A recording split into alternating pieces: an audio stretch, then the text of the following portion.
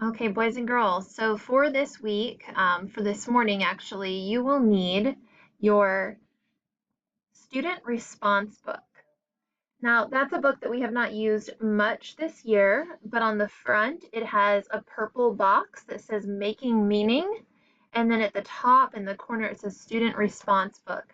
You will need that as well as a pencil, and if you have either 3 post-it notes or a sheet of notebook paper. If you don't have those materials, please pause this video and go get those materials and return when you are ready. Okay, now that we have everything we need for today's lesson, I want you to take a look at this first page here. We are moving into another nonfiction text, an expository text, where we're going to learn a lot of information about this topic. So you can see here, I know my post-it note's kind of in the way, slinky, scaly, slithery snakes. So we've been working a lot as we were reading that text, Animal Senses, over the last 2 weeks, really focused on good reading and asking a lot of questions as we're reading. The reason that we do that, remember, good readers, reading, when we are learning all this new information, we really have to think about what we are reading. So good readers often ask questions before, during, and after their reading. Why? Because it helps us to better understand what we're learning. There is going to be a lot of information thrown your way throughout this entire text, and it's a lot to comprehend and remember.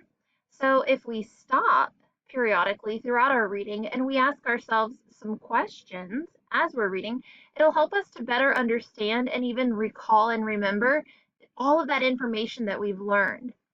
So before we jump in and start reading, let's practice. What do you already know about snakes? Write down and record one thing that you already know.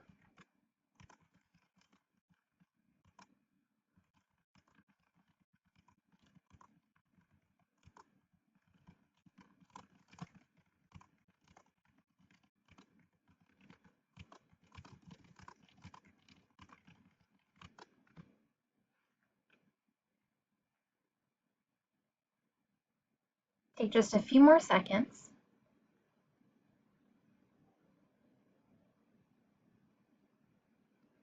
So you can see here, boys and girls, I've recorded what I already know about snakes. I am not a big fan of snakes, but I do know from texts that I've read previously and what I've learned about them in the past is that most are harmless and they really won't bother humans if they are left alone. You may have recorded, and you probably recorded something different, but that's something that I already knew.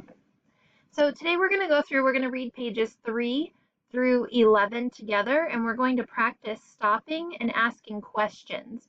So if you have that student response book near you, go ahead and open up to page 18 for me.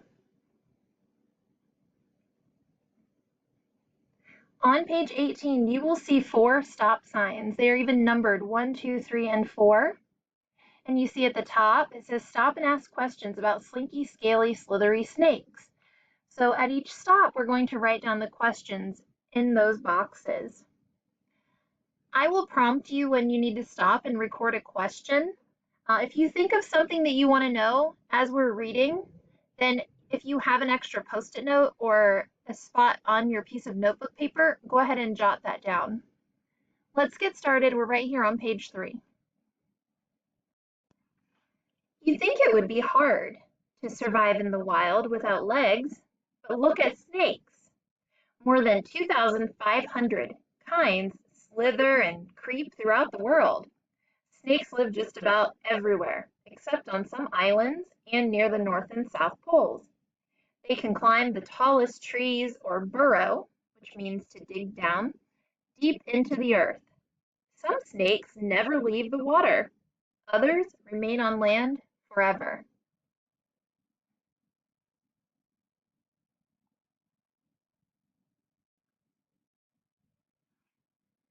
Snakes have only one shape, but they come in many different sizes.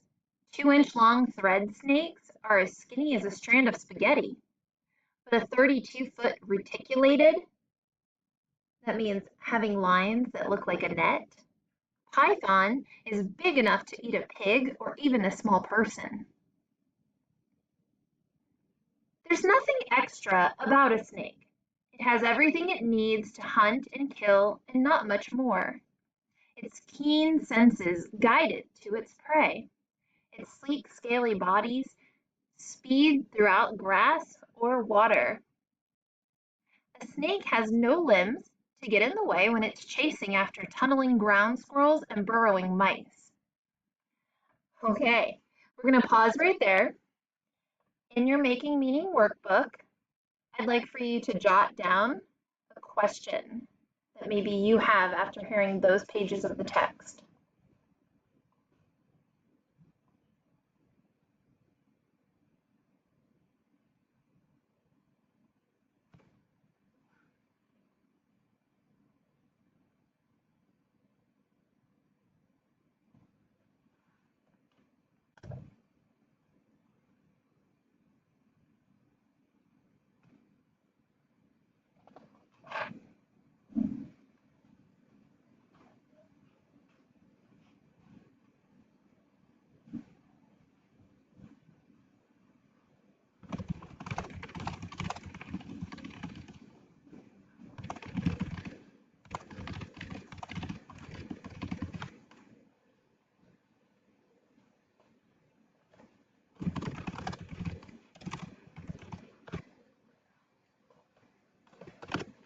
Excellent job.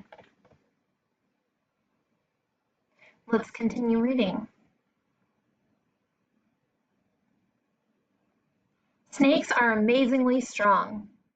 Many muscles power their movements. Short muscles connect the bones of the spine.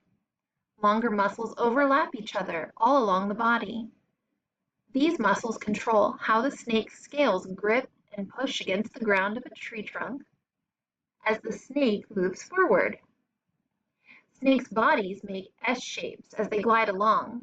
This kind of movement also helps snakes swim. Many kinds of snakes can swim, but sea snakes are swimming champions. Their bodies and tails are flattened to push against the water as they move. Nostrils on the top of their heads make it easier for them to breathe. Let's pause right there. We've just learned about snakes that can swim and also snakes that move across the ground. In your Making Meaning student response book at stop number 2, I would like you to write down a question that comes to mind after hearing these 2 pages.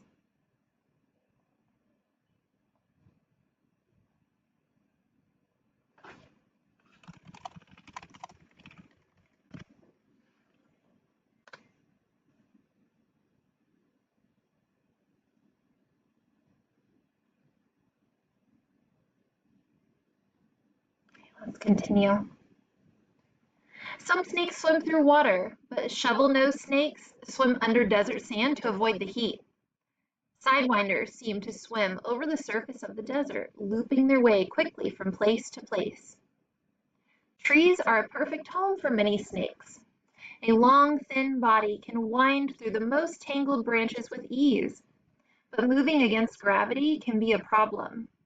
Many snakes that live in trees have ridges on the scales of their bellies that cling to the bark of a tree as they climb. Others wind their tails around one branch as they stretch toward the next branch with their heads.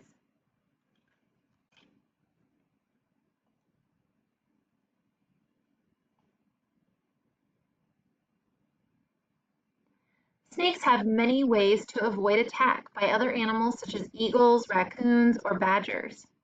Snakes may use sound as a warning. Most pit vipers have a tail spine. They beat against dry leaves to make a warning sound.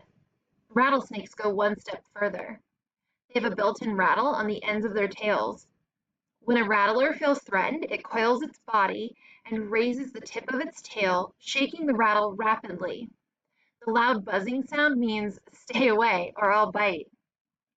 A cobra knows how to scare its enemies. Its front ribs are especially long and can fan out to the sides to make a wide hood behind its head.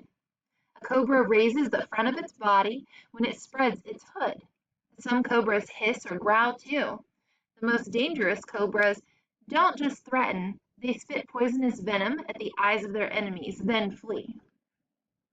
We're going to pause right there, and I want you to write down a question that comes to mind after hearing those pages.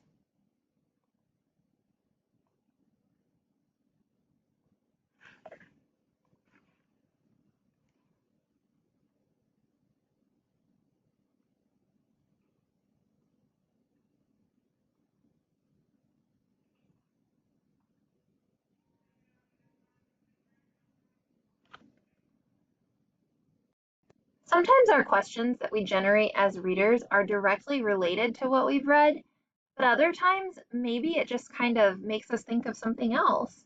Like, for example, I read this page all about rattlesnakes and cobras, and I know a lot about these two animals. I mean, I don't know a lot about them, but I know what they are. And so something that I want to know is, where are rattlesnakes and cobras most commonly found?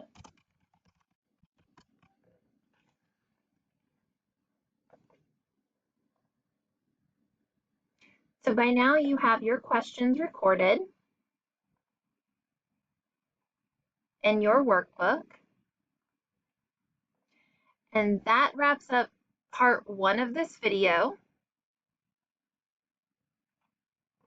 In part 2, we're going to go back and revisit these 2 pages, 6 and 7, and really focus on the details that the author included here and what's happening on page 6 and 7 to help us as readers determine the main idea and supporting details.